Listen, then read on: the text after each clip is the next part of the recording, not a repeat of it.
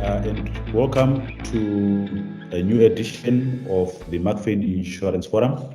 Today I'm talking to Taona. Taona will introduce himself, but suffice to say, our episode this week is a bit of a twist. We are diverting away from the mainstream insurance, but you'll see how this relates. We've got Taona today. Taona, welcome on board. Thank you, Simba, for having me here. My name is Taona, and I'm a web developer by profession. I'm mostly looking at the cyber space of security. Yeah. Interesting. So, cyber guys, we love you, we hate you. We can't do without you. That's true. That is true. That is very, very true. Yes. So at the moment, I mean, the picture, Taona, is ICT development, the rate of innovation in the ICT space. Yeah. It's really scary, if I can say, in Yeah, as much as a good thing. But there is so much acceleration in the ICT sector. I mean, if someone had stopped existing 10 years ago and come back today, how would you explain to that person the changes that have occurred in the past 5-10 years? Wow, that's a lot of stuff. I think one of the main things that has really progressed us in the IT world, which is basically affecting business, is cloud technology. In the last 5 to 10 years, cloud technology has really moved into the mainstream space. And with that coming in, you get communication being different, your Teams, your Zoom, and all that other stuff. It's now changing the way business is evolving. I think that will be one of the biggest things that has affected business in the last 5 to 10 years. Yeah, so please simplify for us. I don't know where the cloud comes from, but our imagination is non-professionals. I see the cloud, discussing and say my information and data is sitting in the cloud. What exactly is the cloud? How does it work? So the cloud is just basically where a company, let's say in this case Amazon AWS, has farm servers in an area, and all the information that you guys use is saved there, and basically you can access it at any point. And what makes it more of a cloud is that they try to make the information accessible as possible. Like for an example, if you're in South Africa and you're trying to access your information, it would not make sense if that server is sitting in China or the United Kingdom. So it has to connect locally so that it's fast enough to grab that information. So that's why you get the cloud explanation, which is basically it's sitting somewhere remotely, but very close to you. Yeah. Okay. So that's simple enough. Yeah. And of course, one of the big things is that, this development in technology, development in ICT presents opportunities for individuals, opportunities for businesses. I mean, what are some of the opportunities that you could highlight that, we are enjoying now or that we could potentially enjoy in the future? With the changes that are happening in IT, it has really leveled the playing field for a lot of small businesses to large businesses. So you can enjoy quite a number of things now, from access to the best technologies with the smallest of budgets. So it's a very good playing field. And in terms of some of those small things, we can look at, like what we spoke about, the cloud servers. I mean, AWS is now giving small businesses a platform to actually run their processes very efficiently. They don't have to hire like expensive IT guys like us. You guys come quite expensive. Very expensive. Exactly. These developments, they haven't replaced you guys, or they are not replacing you? Where are you fitting in the new developments? So where we're fitting in the new developments is that we are now part of the structure, that this new cloud structure that is being presented, and being part of that structure, we can actually enable to help people a little bit more better than before. Yeah. Okay. Because before you'd have like multiple versions of us and all of us using different platforms. But now it seems like we're all moving into this one dimension where we have the same answers, and which is very good in IT. Yeah. So you talk about cloud computing, you talk about platforms. Yeah. Where does big data and artificial intelligence fit in all that? So it's actually part of the whole system, because in those cloud systems there is intelligence that they add to it to move that data a little bit more simpler for all of us. Yeah. So the human aspect is obviously coding this artificial intelligence. It's also to make sure that some things that artificial intelligence can cover, we cover it for the platform. So yeah, it's a very interesting space to be, especially when it comes to AI and like machine learning, where the system is actually learning from its mistakes. So yeah, it's actually a good space to be in. Yeah. So artificial intelligence, just to simplify it, how can you put it in simple terms when someone is talking about artificial intelligence? What exactly is happening? To break it down in layman's terms, it's just predicting someone's movements. That's basically what it is. Yeah. I mean, we've watched a lot of movies that take our mind elsewhere, but it's just prediction of what your business will need and what vulnerabilities can show up and how to fix those. So that's all AI is. Yeah. Okay. So just to pick up on the issue about vulnerabilities, I mean, we enjoy so much of the benefits of the new technologies. We enjoy so much of the benefits. I mean, you spoke about speed, you spoke about access, you speak about machine learning and predicting and all the analytics coming with it. Yeah. There must be risks to all this. No, of course, absolutely. I mean, some of the risks that are very huge in the IT space is like your DDoS attacks. Those are very prevalent, where a whole system is just shut down. Yeah, exactly. And then you have DDoS is a big one. Yeah, it's a big one. It's a big one. It shuts your whole system. And now you have to wait for stuff to be fixed, and it may take a long time. But obviously there are prevention methods that these companies are taking, where if like a DDoS attacks maybe your Cape Town branch, they divert all your information to the Johannesburg branch. So it helps a lot. And then on a smaller level, you get your phishing attacks and your ransomware, and it's maybe just to track back. We want to simplify it for our viewers. Okay. DDoS.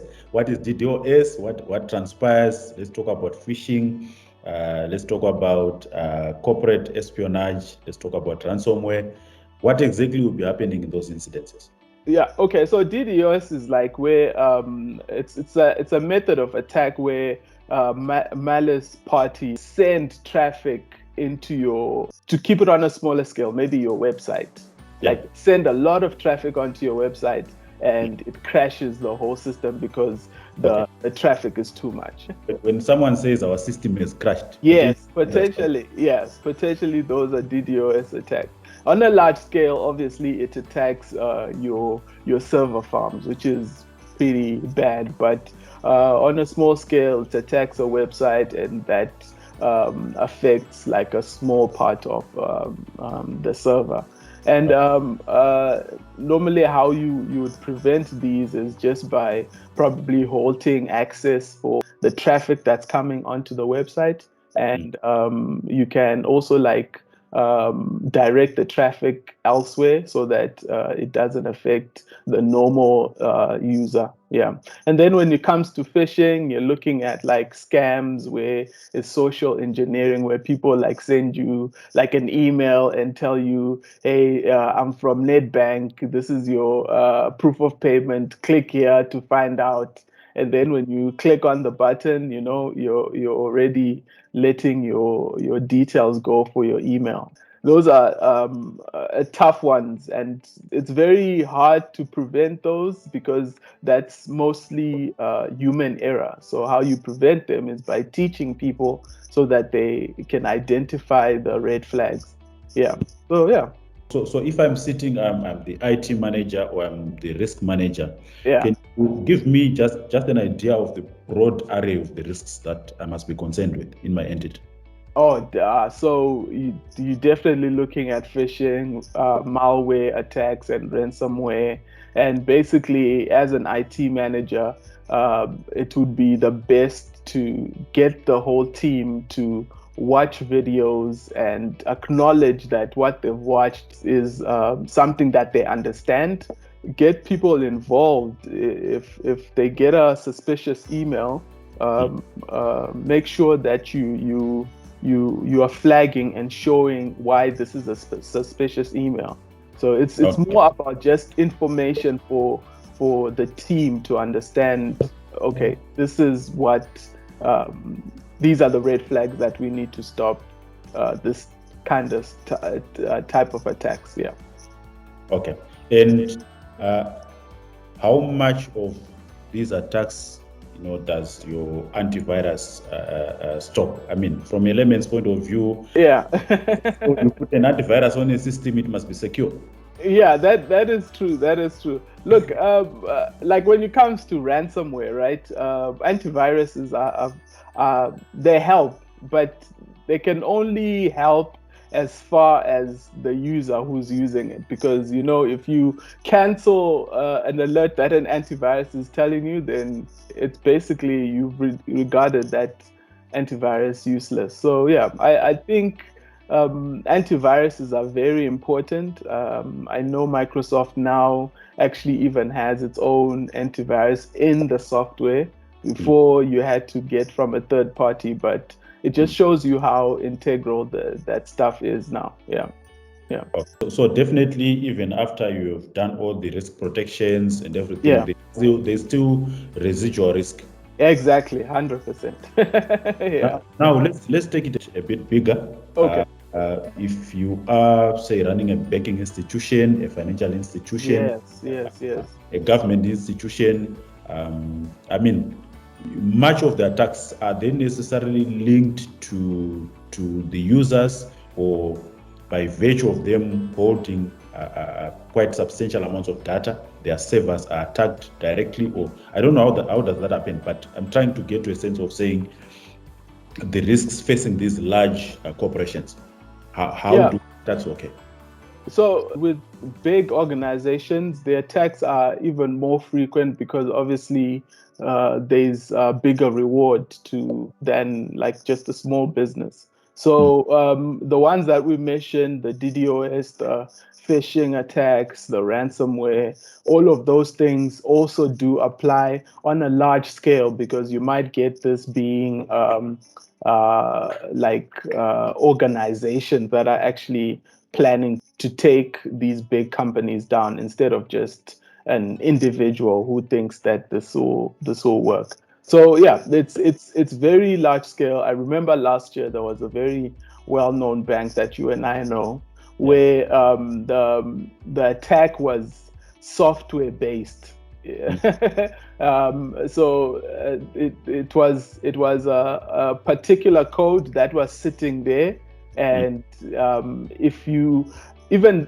through the updates, that code was still sitting there, and it really sent red flags across the IT space, and it called for more thorough vetting of code to fix and clean, the vulnerabilities that are able to be accessed. So with banks and big organization, the risk is very high. You need to start looking at using like softwares that are certified and softwares that are thoroughly tested, and which helps the organization.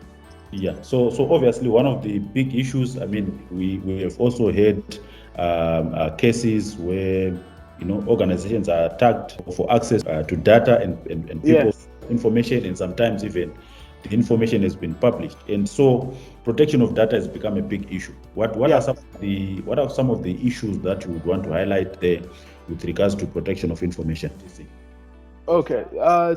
Some strategies to protect your data is to just always be alert. Yeah, that's a very big one, because when it comes to this stuff, human error is the biggest weakness, so to speak. When your team is thoroughly alert to some of this suspicious stuff, then you're covering a very broad space of errors to occur. So I would say just educating the team with cybersecurity modules, and how cybersecurity is an ongoing process. It's not, you can't bank on 2015 stuff. You need to always be evolving, because these attacks also do evolve. So just teaching the team to understand more of these red flags helps a lot, and obviously updating your systems. You can't run on something that's on 2010. There's a reason why they've got the 2022 version, because it covers some vulnerabilities, and it helps with security in that space. So there must be a huge scope for training in ICT and risk. Absolutely. Absolutely. We have to talk much about this. We are quite involved in training. I believe is a good scope for us to educate our market and our listeners on that. Absolutely. Training is very important, because the more you teach the team to understand, the more you cover yourself, basically, and you spend less on security, because your team is also alert. Training is important. Thank you so much, Taona. My last question, obviously, is, I mean, as an IT expert, what could we look forward to seeing in the next 5 years? I'm not a prediction guy, but I think more cyber interaction and less face-to-face interactions, and also I think more local-based systems instead of global ones, because obviously the things that affect you globally shouldn't affect you where you are. So it's so much better to just have your systems locally, so that you're affected by local stuff. I love globalization, but I think globalization will be limited going forward, and most of the stuff will be local, and that's how I feel. So one of the issues, obviously, our audience is insurance, and about the cyber risks and risk protections. There is obviously residual risk, which is where the insurance industry comes up, and one of the issues the insurance industry comes in is them providing you support to get back to your feet. Exactly. And this is basically still in the IT space, that once you've got a cyber attack, you are supposed to recover information and so forth. Can you just give us an idea of the recovery processes? What is involved behind the scenes once an attack has happened? So once an attack has happened, it's so much simpler now. Back in the day, it would mean that you are trying to fix a local server in your office that has just shut down. But now most of the information is saved in like 2 or 3 places, and when you get that type of risk, you can always go to server number 1 instead of server number 2. And there are also processes for backup, which that could be daily or per hour. So it's so much easier in today's world to have that insurance to make sure that when an attack happens, you always have a backup that can be uploaded immediately. Yeah. Okay. So backup and disaster recovery still remains central to Absolutely. ICT management. Absolutely, and obviously, it's not as broken down now. It's more in one component where they say we're giving you cloud, and with cloud you get the benefit of backup and recovery in case of a disaster happening. So we're in a good space. We're in a good space. Thank you. Taona says we're in a good space.